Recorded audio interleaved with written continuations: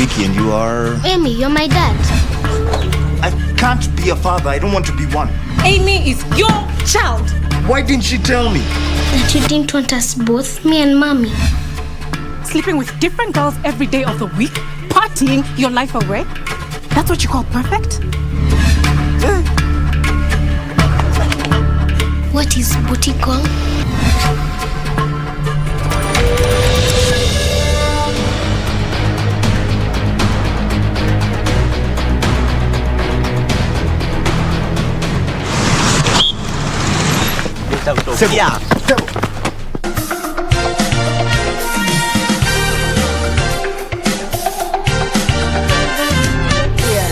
But we knew that we were going to be chosen for our future spouses. Yes. All my request is that you choose someone from the Philippines, Yes. a fellow Filipina. It had to be a Kamba. How did you find that? Immediately, his mother told my mother. My mother Yes. called me. The You mother just know actually there are told 6 me, others. just know you are among the 7 we've listed to the Lord to pick who we chose for our son. I'm like, oh. But anyway, in the Old Testament. Yeah. So may I stand up with my tears? You know, we're there in front of people. You Yeah. know. Well, maybe stand up. people were thinking these are tears of joy. I know. And then in the congregation, I hear some girls also crying. Yeah. I'm like, why we are many today? Then they thought they're going to They be missed picked. out. Yeah.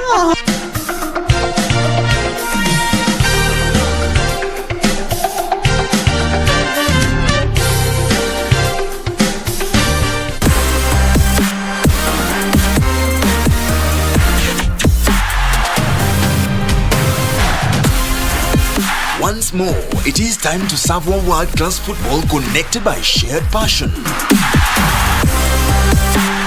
The 2021-2022 DFB Cup second round matches are on. Lewandowski, the best striker in the world. He got a hand to it. Lined up this Wednesday, the 27th of October 2021 at 9:45 p.m. is Borussia Mönchengladbach versus FC Bayern München. DFB Pokal winners 3 times and 20 times respectively. Find out which team is good enough to stay the bruising course to the end of the annual German Knockout Football Cup competition. Live and exclusive on KBC Channel 1. KBC, your true sports partner.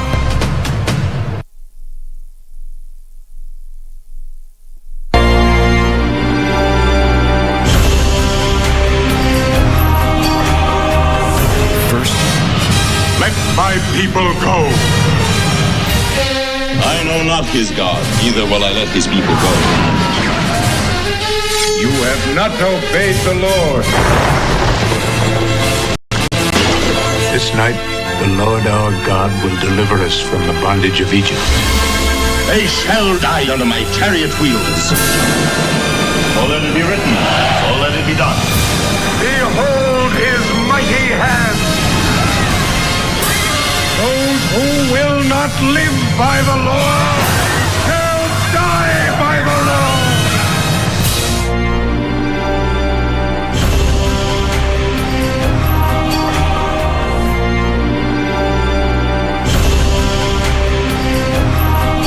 Pombe na kizungu mingi, pombe na kizungu mingi, pombe na kizungu mingi, pombe na kizungu mingi, pombe na kizungu mingi. All right, that was incredible. The energy, oh man, I really felt it.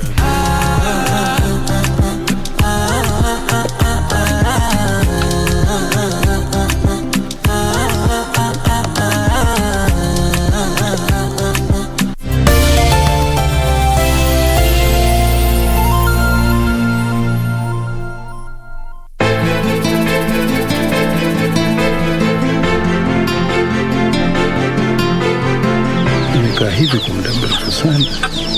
Hebu niambie na mimi ni kitu gani ambacho unaona? Kusema kweli babu, mimi nina matatizo. Nadhani kuna mtu anajaribu kutuchezea akili, lakini sijui ni nani. Kutuchezea akili na nini? I'll come pick you later because I have to go somewhere. Okay, baby girl? Amekisia lolote? Hapana bibi.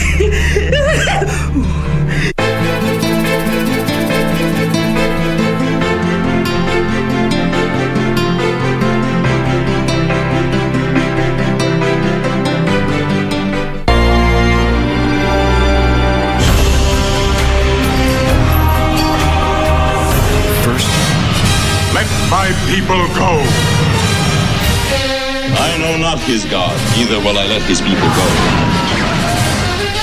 You have not obeyed the Lord. This night, the Lord our God will deliver us from the bondage of Egypt. They shall die under my chariot wheels. So let it be written, so let it be done. Behold his mighty hand.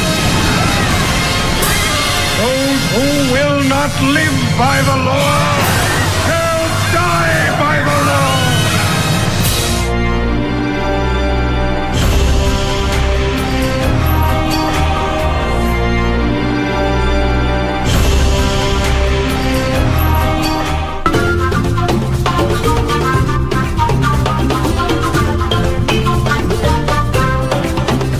Wiki hii kwenye Mkulima tutajifunza jinsi ya kupata mbegu safi ya ndizi kwenye maabara.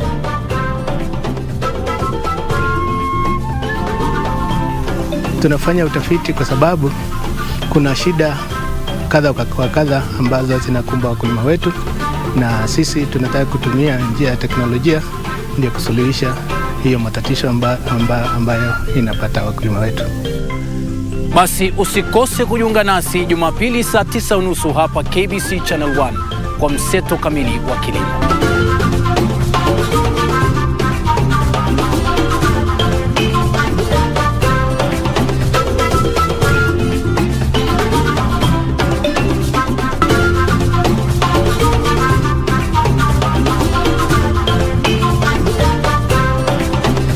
Wiki hii kwenye Mkulima tutajifunza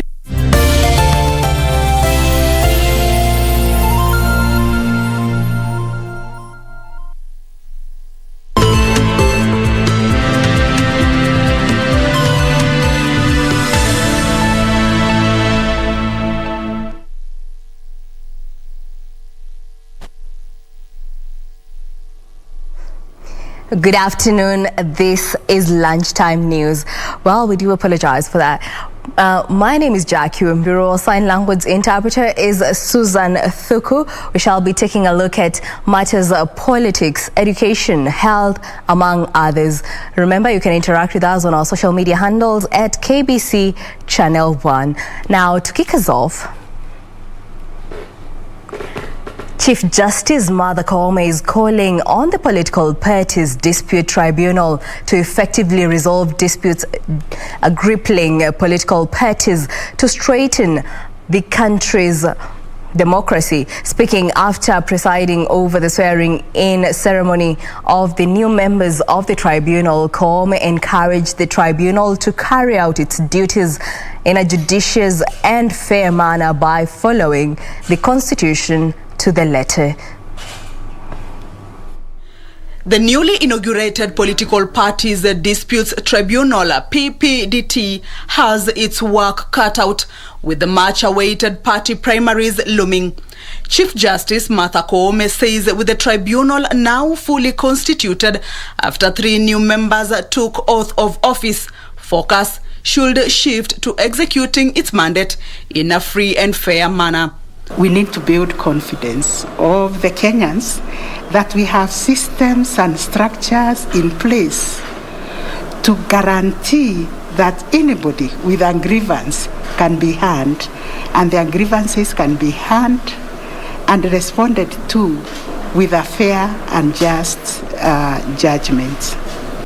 Koome called on the tribunal to expedite resolving disputes arising from political parties to strengthen our constitutional democracy. In your hands, together with the chairperson and 3 other members who have been in office, now rise the resolution of disputes relating to political parties and disputes arising from political parties' primaries.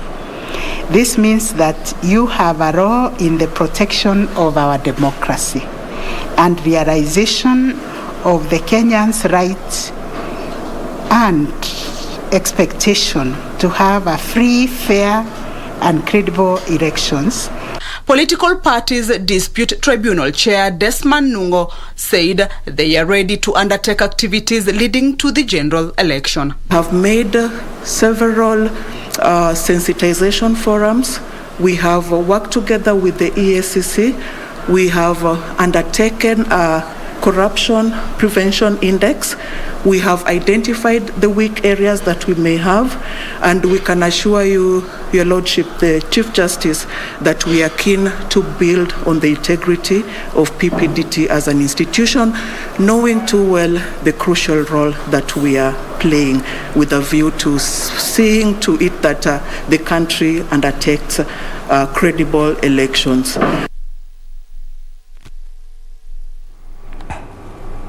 In other news, Information, Communication and Technology Cabinet Secretary Joe Musheru has emphasized that the government is ready to exhaust all its available legal avenues, including the Supreme Court, in order to ensure that the Huduma number project is a success.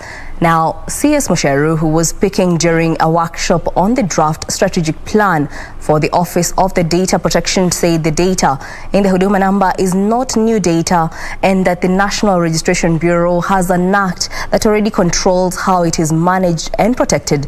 Already, the Attorney General has moved to the Court of Appeal seeking over the High Court ruling on the Huduma number cards.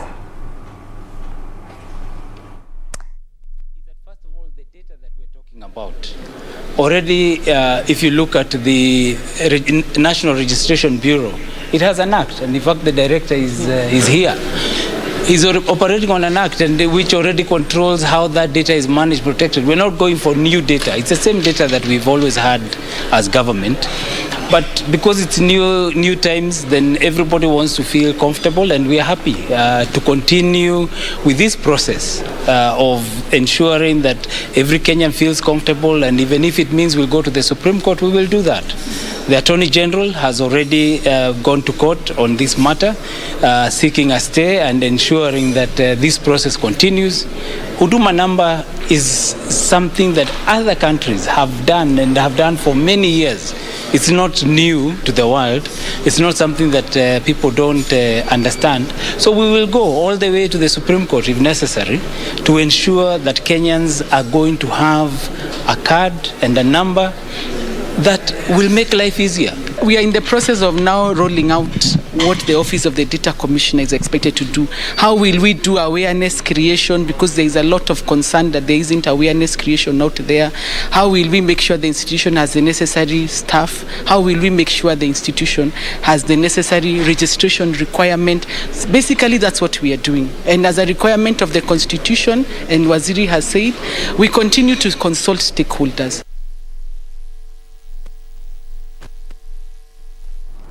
Now, in the political arena, leaders affiliated to the Democratic Party have endorsed the National Assembly Speaker Justin Muturi to seek the presidency in the party's ticket. While accepting the endorsement in Nyeri, Muturi pledged a responsible and a responsive government in the event he clinches the country's top seat. Addressing hundreds of youths, business operators and opinion leaders affiliated to the Democratic Party, Muturi, who has already been endorsed by the party's top organ to fly the presidential party ticket next year. For clarity and for avoidance of doubt, I repeat that I will be vying for the presidency of the Republic of Kenya on the Democratic Party of Kenya ticket. Therefore, today's meeting is to consult.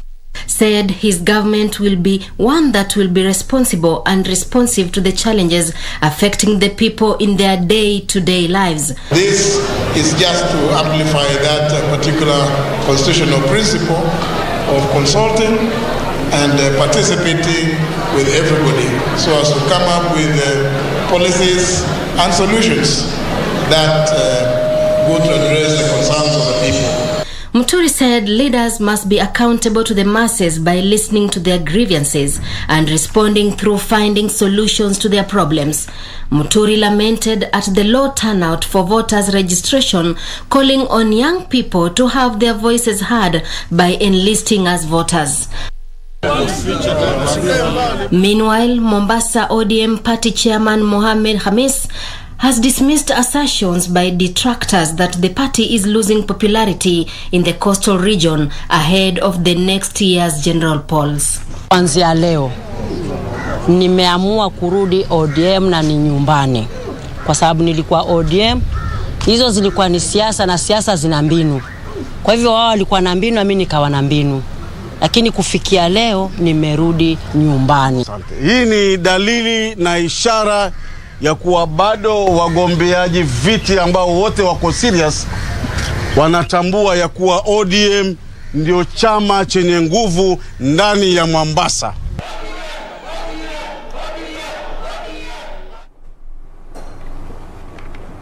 Still on the same, women have been challenged to seek elective positions in the forthcoming general election. Kiambu Deputy Governor Joyce Ngoge says Kenyan women have the potential to elect a female president if they vote in numbers.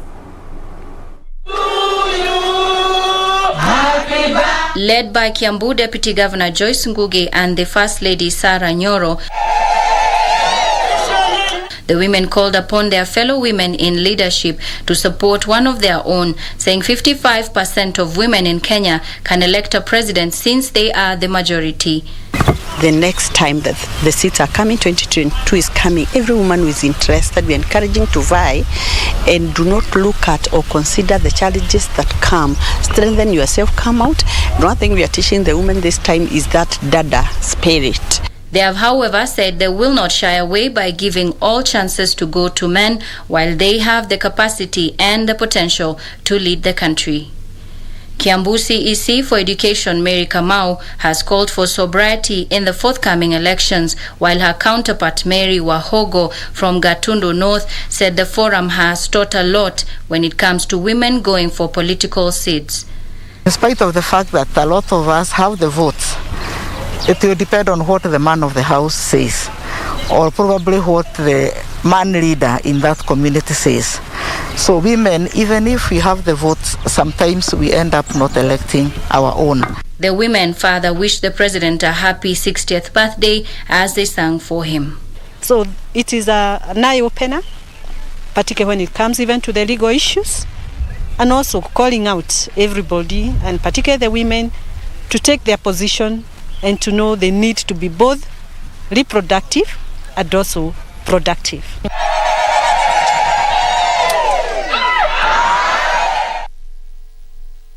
Meanwhile, a family in Kajiado County is seeking justice after their daughter was found dead in a lodging 3 days after she was reported missing. The deceased, a mother of one, is said to have left her matrimonial home in Saina Estate on October 15th this year and was found dead less than a kilometer away. 38-year-old Rose Njoki Gasheha is said to have been booked into a backstreet Kajiado guest house at dawn on Saturday, October 16th by a middle-aged man, only to be found dead on the morning of Monday, October 18th. Her father, Rufus Gasheha, says he received a call from his son-in-law, Joseph Kamanu, on the fateful Monday requesting him to warn his daughter against alcoholism. Tabia ukiwacha mtu akiwa mnawachana na yeye amalize miaka 18, sasa unajua kwa nje anageuza maneno, huwezi jua, kwa maana saa nyingine nasemekana anakunywa pombe, mimi sikuwa najua anakunywa pombe. Gasheha could not reach Rose on her phone as it was switched off. 2 days later, he received a call from Kamanu informing him that his last-born daughter was no more. Police reports show the body was collected from the lodging the day Kamanu reached out to his father-in-law. Alipatikana akiwa kwa room, kama amekaa huko kwa room siku 3. Kifo ni huyu mama alikuwa ameanza kunywa pombe, na babake aliambiwa na akatumiwa, alipigia mtoto yake simu na mtoto yake hakuchukua simu. The family suspects foul play and a well-orchestrated scheme to cover up the truth. Police are currently holding Kamanu and the man the deceased was last seen with in a lodging as people of great interest in the case. Meanwhile, as the two families await the autopsy report, the tussle is who should bury Rose. Haki itendeke kwa vile mtu ni mtu. Ikiwa hana iko ukweli ya mauaji, ionekane ukweli ya pande gani. Hiyo ndio mimi naweza penda. The father insists he will bury his daughter while the husband's family claims she is legally married to their son.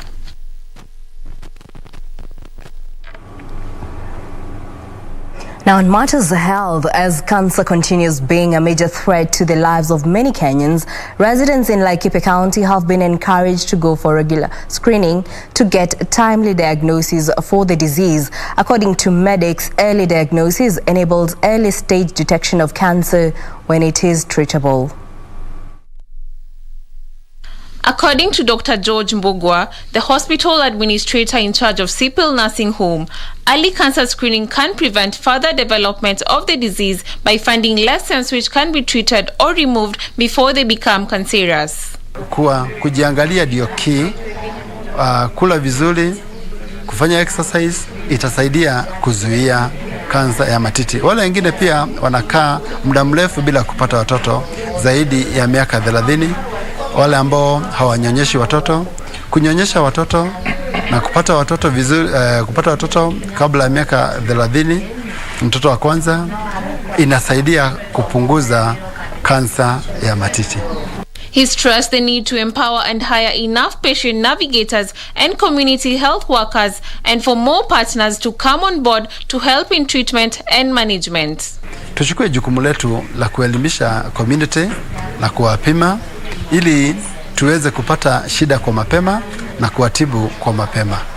Kwa hivyo ni jukumu la kila mmoja wetu. His sentiments were echoed by Milka Wanjiru, a cancer survivor who said there is need for women to go for regular screening. Ukisikia uko na hako ka uvimbo usiogope.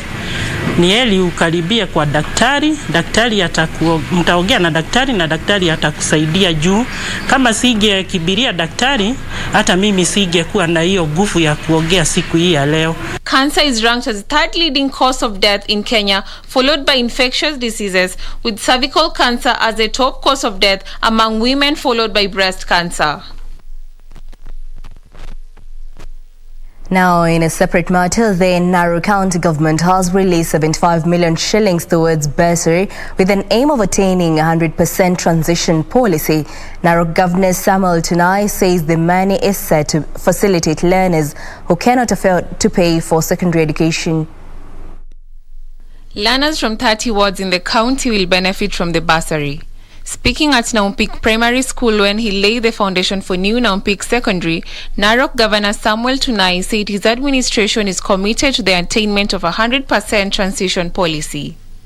Tayari nime-release 75 million shillings ya basari ambaye nimepatia wards ili watoto wahakikishe ya kwamba mtoto yote katika Narok County ambaye hawezi kujilipia school fees hakikisha kwamba amepata school fees aweze kwenda kidato cha. Tunai said the aim is to improve educational standards in the area to ensure learners have conducive learning environment. For Lunchtime News, I'm Safiri Malina.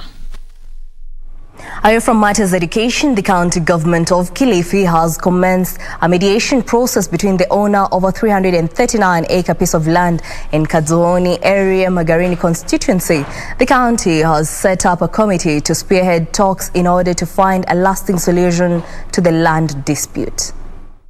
More than 3,000 squatters have been rendered homeless after being evicted from their property after a court ruling in favor of a private developer in Kilifi. To try and reach an amicable solution, the county's administration legal team, led by its attorney, Bibi Fondo, formed a committee to find solutions to the dispute and stop further demolition.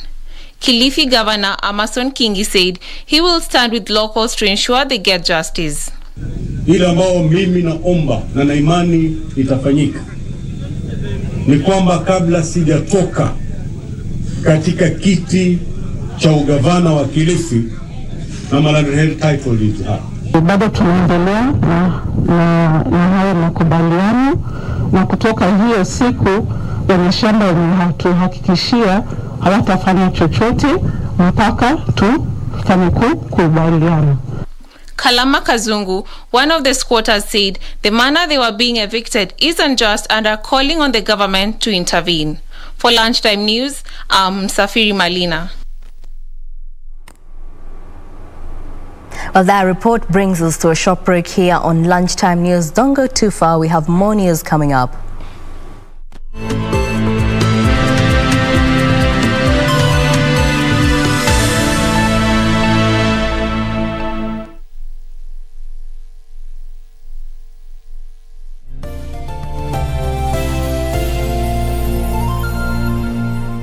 To get Jeremiah 29:11 as your skiza tune, dial star 811 star 397 hash. Jeremiah 29 verse 11. For I know the plans I have for you, declares the Lord. Plans to prosper you and not to harm you. Plans to give you hope and a future. To get Jeremiah 29:11 as your skiza tune, dial star 811 star 397 hash. Star 811 star 397 hash. Log on to the KBC website at www.kbc.co.ke to get the latest breaking news, entertainment, sports, politics, lifestyle or business trends from Kenya and around the world. Never miss new episodes from your favorite TV shows, reruns and movies. Just stream online or watch live on your YouTube channel at KBC Channel 1 TV shows. For the day's biggest stories, trustworthy news and family entertainment, log on to KBC Channel 1. Watch what you want anytime, anywhere.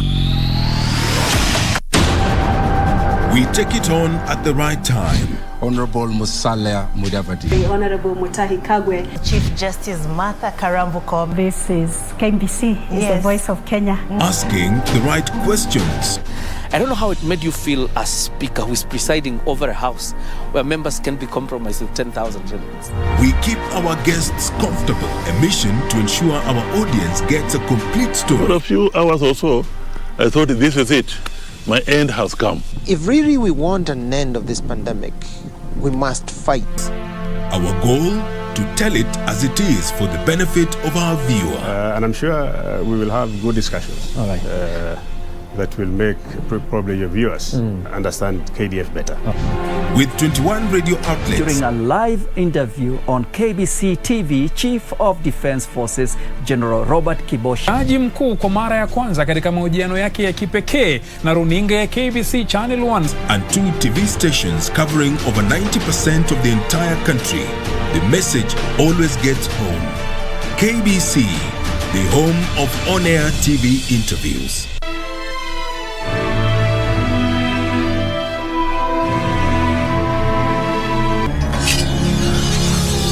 Let go of me! Let's fight! I can find a way to save your sister. Really? I swear on my life that I'll save her. I have another treatment. Let me try it first. If it doesn't work, you can kill me. You'd better not mess this up. Or else, I'll chop off your head. Zhengqi. Yunqian. Zhengqi. Increase defenses, quickly! No matter what, they cannot invade the capital. No matter the case, I will never leave the capital and run.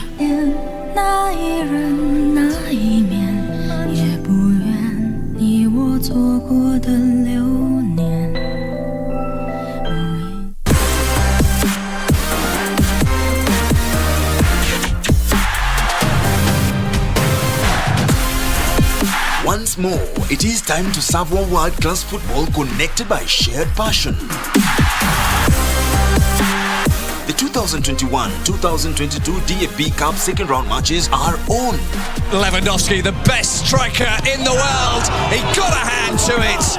Lined up this Wednesday, the 27th of October 2021 at 9:45 p.m. is Borussia Mönchengladbach versus FC Bayern München. DFB Pokal winners 3 times and 20 times respectively. Find out which team is good enough to stay the bruising course to the end of the annual German Knockout Football Cup competition. Live and exclusive on KBC Channel 1.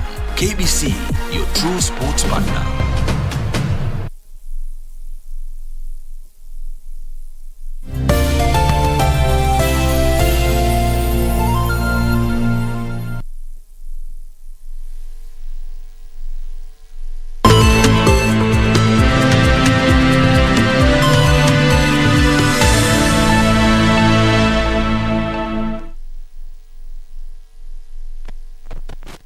Welcome back. National Lands Commission wants county governments across the country to expedite the completion of the county special planning reports. The Commission's chairperson, Otachi Omano, said only 4 counties had completed the report, while a majority of them have not done more than 50%, with some like Kisumu yet to commence the process.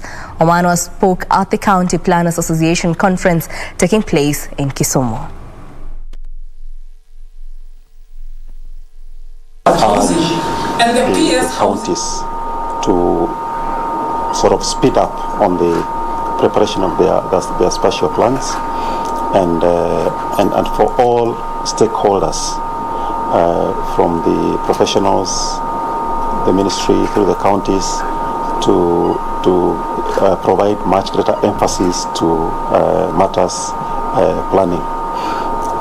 As you may have heard from most of the keynote opening speeches,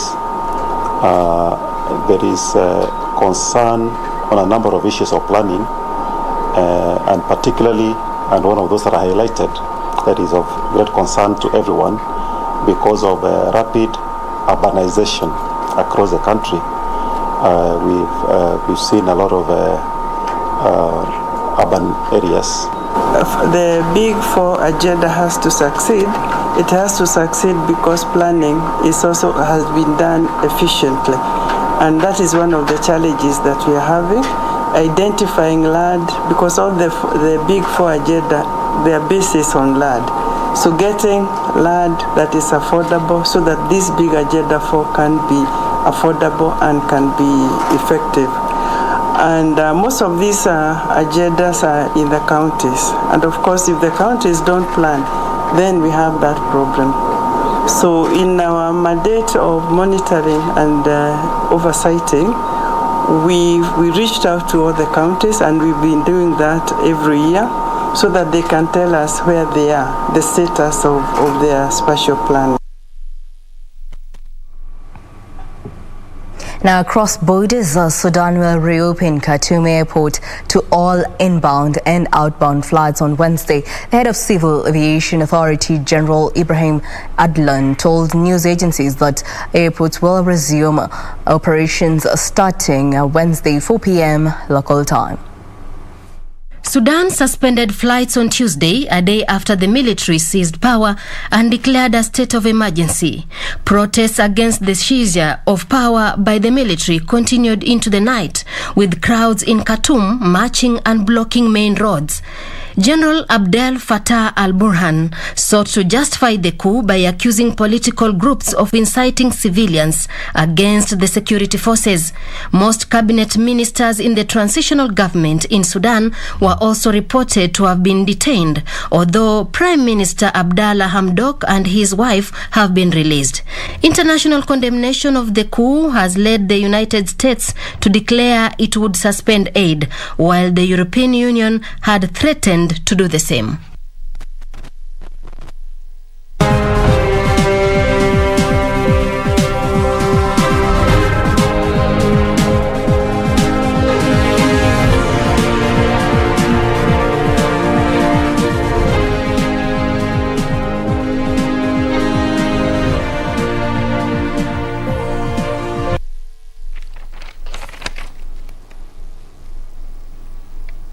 And now in the business arena, Nakuru town is increasingly becoming a preferred investment destination, with major investments in the county's financial sector. This has been boosted by the elevation of the town into a city status. Now Nakuru has seen various banks like Equity Bank, Family, among others, expand their footprint in the expansive county. The county governor, Lee Kenyanjui, has already received the draft city charter, with President Uhuru Kenyatta expected to issue the town with the actual charter. For a long time now, Nakuru has been the go-to town in the larger Rift Valley region, with various industries setting up their base there. The county is one of the top tourism destinations in the country, boosted by the high number of visitors to its national parks and hotels. A number of companies have already expressed interest in setting up businesses in Nakuru County, with Unison Sacco opening its 11th branch within Nakuru's business district. So when we are saying we are coming to Nakuru, we did not come to test waters. We have come to do business, to grow you as our customer, and to make sure that you feel you are secure financially. Speaking in Nakuru town during the launch of Unison Sacco, Chairman James Muhandi says the expansion of the Sacco is expected to benefit from the elevation of Nakuru town to a city status. The statistics that we have show that Nakuru is a great county. The data available shows that compared to the 47 counties, we are the second largest contributor to national GDP, of course after Nairobi. Nakuru County Executive Committee member for Trade and Cooperatives Raymond Common says the county government will continue to create a conducive environment for business investors. Reporting for Lunchtime News, my name is Hibak Said. Moving on, the national government has spent 10.6 billion shillings to increase the number of technical and vocational training education institutions from 52 in 2013 to 238 currently. The Education Ministry says TVET institutions are instrumental in the achievement of the government's Big Four agenda to transform Kenya into an industrialized and middle-income country.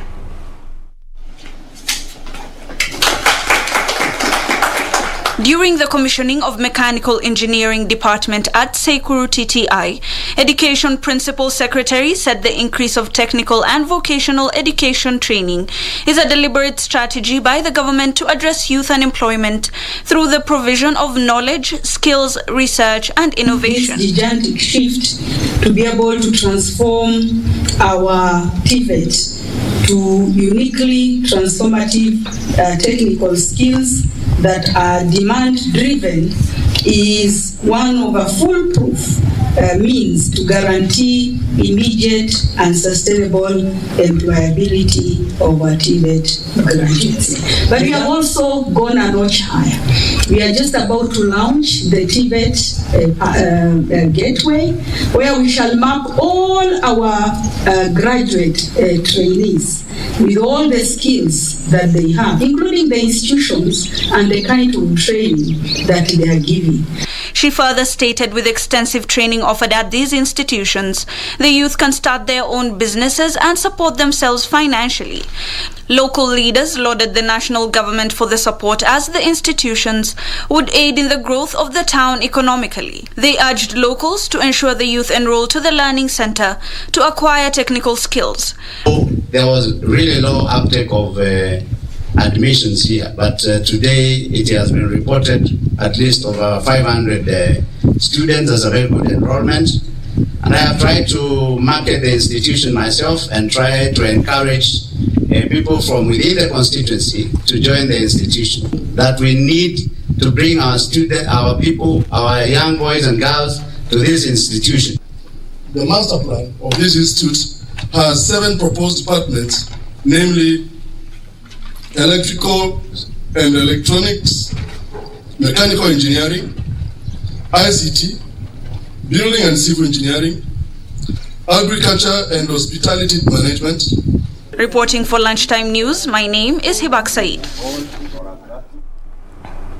Italian multinational oil and gas company Eni announced 3 new oil and gas discoveries in the concessions of Meleha and southwest of Meleha in Egypt's western desert. Now here are details of these and other stories from the continent. The Egyptian Ministry of Petroleum and Mineral Resources stated that Eni, an Italian multinational oil and gas corporation, has found 3 oil and gas discoveries in Egypt's western desert. According to the announcement, the finds in the Meleha development concession were found via the Yasmin W1X and MWD21 wells, which were drilled in the Amman region near the West Meleha deep field, respectively. The ministry and production tests revealed that it has a daily capacity of 2,000 barrels of light oil and 7 million cubic feet of associated gas. Meanwhile, Heidelberg Cement has signed an agreement to acquire 68% of the shares in the Tanzanian cement producer Tanga Cement. The company further strengthens its local business and creates significant synergies with its existing assets in Tanzania. Through its subsidiary Tanzania Portland Cement, the largest cement producing company in the country, Heidelberg Cement already has a good market position in Dar es Salaam in the eastern part of Tanzania. Finally, an increasing number of Ghanaian businesses are switching to solar energy to power their operations. Given the advances in solar PV technology, solar is more affordable than ever. Over the last decade, the price of electricity generated by solar has fallen by 89%. Ghanaian businesses pay $15 to $24 per kilowatt hour, up to double OECD average power costs. By using solar energy, they could save up to 30% on total power costs. They can reinvest these cost savings in their businesses by expanding operations and hiring new employees. This ultimately drives productivity and profitability.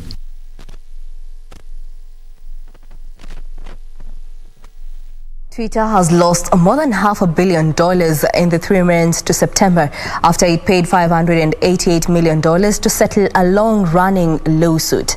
The social media giant is accused of misleading investors over user engagement in 2015. Twitter managed to shrug off the impact from Apple's privacy changes, which hit rivals such as Snapchat and Facebook, leading to rise of shares by 3%. Twitter agreed to settle a class action with their shareholders dating back to 2016. The suit stated that Twitter misled investors about how many users were active on the platform each month, as well as how frequently they viewed Twitter's timeline. The company denies any wrongdoings but agreed to use cash on hand to settle the claim. Meanwhile, McDonald's workers walked out at restaurants in 12 U.S. cities in protest at the fast food giant's handling of sexual harassment claims. Organizers, who held 5 strikes over harassment since 2018, stated that McDonald's is largely ignoring frontline workers who complain. According to the Fight for the campaign, workers have filed more than 50 complaints and lawsuits alleging harassment at corporate-owned and franchised McDonald's outlets since 2016. Cashiers and cooks walked out in Chicago, Detroit, and Miami, among other places, campaigning for their rights. Finally, Washington is revoking the U.S. license of one of China's biggest telecoms companies, citing national security concerns. China Telecom will stop providing services in America within 60 days. Officials stated that the Chinese government's control of the company gave it the opportunity to access, store, disrupt, and misroute U.S. communications. China Telecom, which is providing telecom services in the U.S., called the decision disappointing and plans to pursue all available options while continuing to serve the customers. The Jumia Africa e-commerce index has ranked Nairobi 3rd in Africa on the volume of orders, behind Lagos and Cairo. The report shows that Nairobi tops the list of Kenyan cities with the highest number of online deliveries, followed by Mombasa and Kiambu. This and more in our corporate briefs. Sugar was the top-selling product in Kenya, with a report showing a shift of consumer online shopping behavior from electronics to everyday product categories, including fast-moving consumer goods and beauty products. This accounted for 57% of goods moved in 2020, up from 44% in 2019. Jumia Kenya CEO Sam Shapat said online grocery shopping has lagged other categories historically in Kenya. Kenyans are now increasingly considering online shopping for their everyday needs, seeking convenience and competitive prices. This is an important shift for the e-commerce industry because it allows us to become a more relevant service and bigger part of everyday life for Kenyans. Meanwhile, the COVID-19 pandemic pushed the financial sector to look to cashless transactions. This reduced the traffic experienced in banking halls as more customers moved to digital banking. Faulu Microfinance Bank Limited has now launched a digital banking app called Faulu DigiCash app that allows its retail and business clientele to access cashless banking from anywhere. Faulu Bank CEO Apollo Njoroge says technology is raising the bar in customer experiences in the dynamic market for digital services. It means the banks can improve their decision-making capabilities within the credit space because we have developed very good solutions that allow the system to do what we call credit scoring. That credit scoring is because a lot of the transactions are digital, so we can see the turnovers, the customer pattern behavior, and basis all those decisions and the integrations we've done with other solutions. Finally, Kiambu County government has entered into a memorandum of understanding with avocado farmers through cooperatives and More Farm Fresh Fruit Exporters Limited in a bid to boost farmers' growth through the export market. The MOU will see farmers add value to their produce and access new markets. Kama wewe ni mkulima peke yako unaenda kuuza, huwezi kuwa na bargaining power. Utadanganywa. Pengine hata mkiwa wawili, brothers wawili, mmoja atanunua shilingi 10, mwingine atanunua shilingi 15. Lakini wakiwa pamoja, wako na bargaining power. Hata kwa kununua inputs, wanaweza kununua inputs kutoka nje. Betty Kiptum, Lunchtime News. Well, that brings us to a short break. Up next is Sport News. Don't go too far. We'll be right back.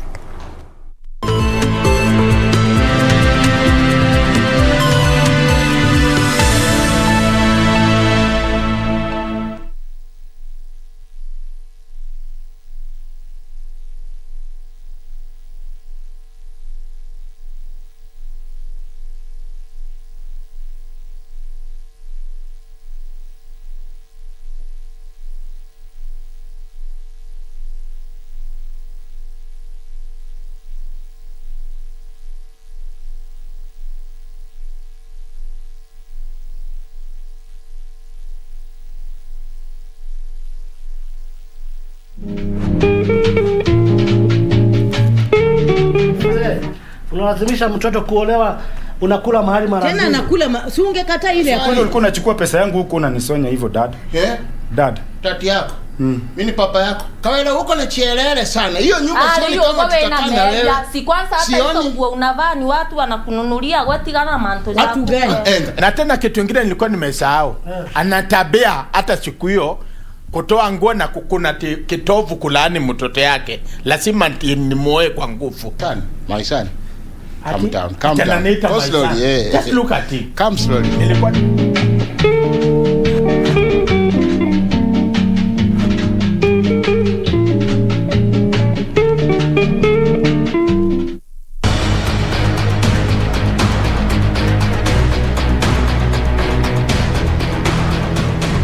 I'm Ricky and you are... Amy, you're my dad.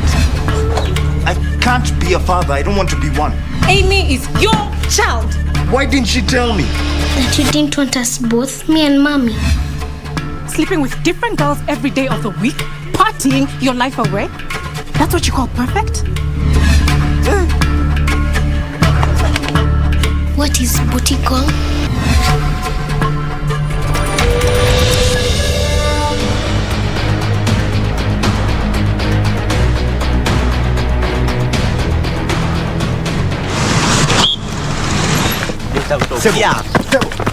Pombe na kizungu mingi, pombe na kizungu mingi, pombe na kizungu mingi, pombe na kizungu mingi, pombe na kizungu mingi. All right, that was incredible. The energy, oh man, I really felt it.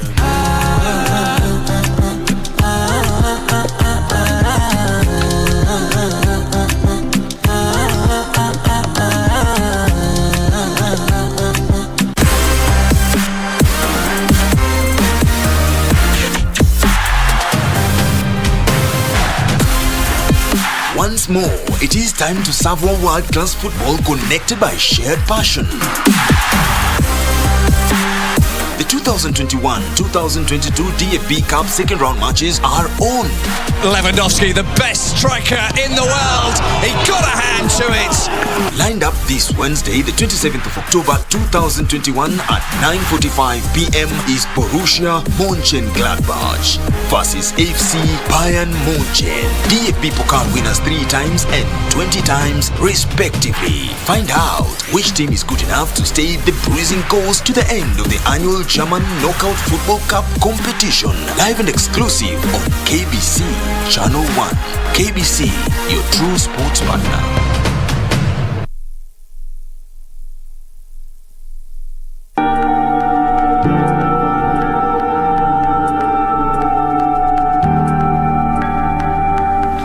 What exactly were you guys talking about?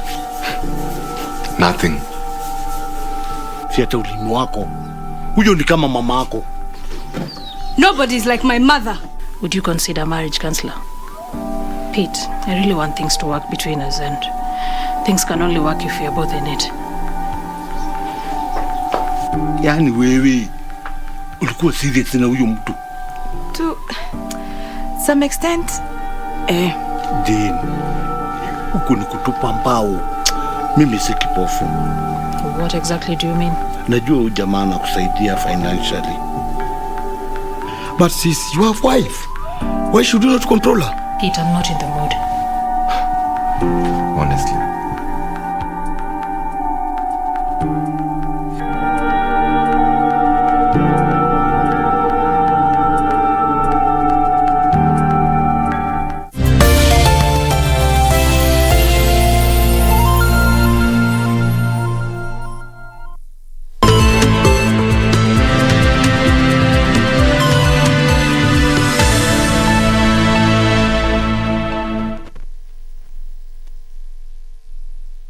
Welcome back. Still on matters business, over 30 micro, small, medium-sized enterprises are set to benefit from a 2 million shilling grant to boost their businesses that have been affected by COVID-19 disruptions. According to Tala CEO Ivan Mbor, majority of these businesses fall in the informal sectors, which is an important source of job creation in the country. Statistics from the Central Bank of Kenya show that commercial banks approved 72% of total loan applications from small enterprises in the 2019-2020 financial year. On the other hand, microfinance banks okayed 4% of loan applications from MSMEs, pushing MSMEs to seek alternative sources of credit. Traditionally, MSEs have faced systemic challenges leading to a mortality rate of 75% within 3 years of inception due to difficulty of 1. Access to finance. This gap in credit supply has led to the growth of the digital lending market that provides instant unsecured loans through mobile platforms. Flexible loan repayment terms that we offer are what make the difference between a small trader acquiring enough stock for the next day or closing shop until help can arrive, which automatically recedes business growth. Over 30 micro, small, medium-sized enterprises are to benefit from a 2 million shillings grant aimed at reviving businesses affected by COVID-19 under the Jijenge Natala non-refundable fund. Our vision that other digital lenders and mainstream financial institutions will follow suit and invest in financial literacy programs, grant programs, and debt restructuring when necessary to help these SMEs build back better. The fund's drive will commence next month, targeting various sectors with beneficiaries receiving a minimum of 10,000 shillings as well as basic training on bookkeeping. Regina Manyara reporting for Lunchtime News.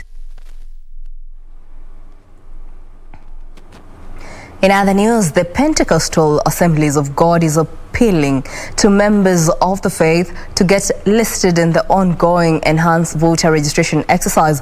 PAG General Superintendent Bishop Patrick Lihanda said the much needed change in the country's leadership can only be realized at the ballot. He asked Kenyans to come out in large numbers to register before the exercise closes. With reports on low voter registration turnout, the PAG Church is now moving to whip its members to enlist themselves as voters. PAG Bishop Patrick Lihanda said it is only through the ballot that Kenyans can get the good leadership they crave. As the Bible says in Proverbs chapter 29 verse 2, when the righteous are in authority, the people rejoice. But when the wicked bear the rule, the people mourn.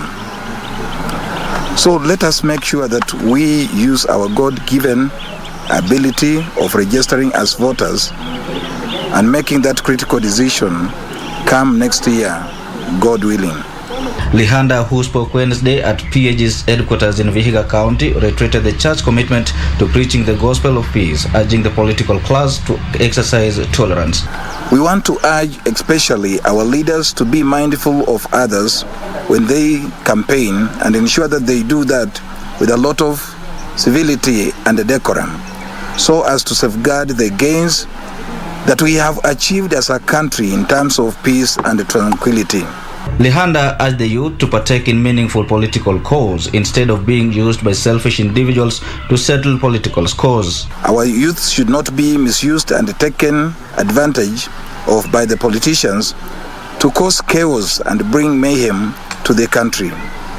As PAG Kenya Church, we will not allow that. For Lunchtime News, I'm Wycliffe Okech. Well, that report brings us to the end of our bulletin this afternoon. Thank you for choosing Lunchtime News. For more news, check out our website at kbc.co.ke. My name is Jacky. Wambiru. Our sign language interpreter is Susan Thuku. Enjoy the rest of the day.